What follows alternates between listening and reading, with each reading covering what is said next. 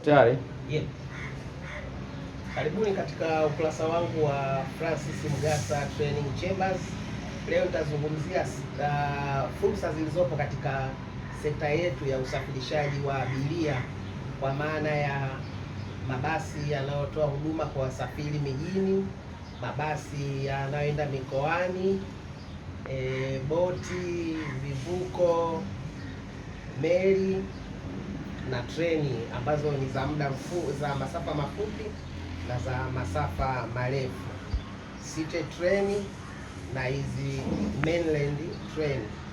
Nitakachokizungumzia ni kwa namna gani tunaweza tukaitumia hiyo sekta ya usafiri kutumia teknolojia, kwa maana ya katika stendi ambako abiria wanakuwa wanakaa kusubiri usafiri au wanaowasindikiza au kuwapokea. Alafu nyingine itakuwa ni ile ya kuweka vifaa vya teknolojia ndani ya vyombo vya usafiri.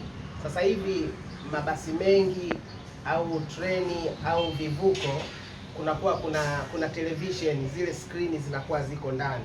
Sasa ujumbe unaopatikana katika zile skrini tungeweza kuutumia kwa faida, kuweza kutoa elimu zaidi ya burudani, ingeweza kuwa jambo moja la muhimu sana. Kwa mfano, unaweza kujikuta mtu unasafiri kutoka Kigoma kwenda Dar es Salaam, au unatoka Bukoba kwenda Dar es Salaam, au unatoka Arusha kwenda mikoa mingine, Mwanza kwenda mikoa mingine. Safari inakuwa ni ndefu sana. Mazingira ya burudani na pia kupeana elimu yanakuwa ni makubwa.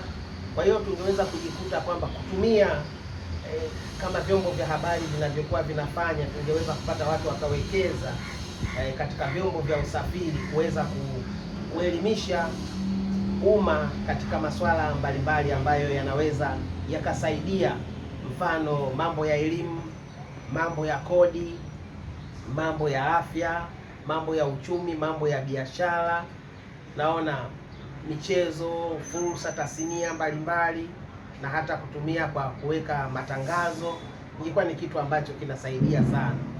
Lakini kwa sasa hivi naamini ipo, na ninapongeza kweli, unakuta vyombo vyetu vya usafiri vina hizo TV, lakini sasa content ndani ya hizo TV mtu anapata kitu gani?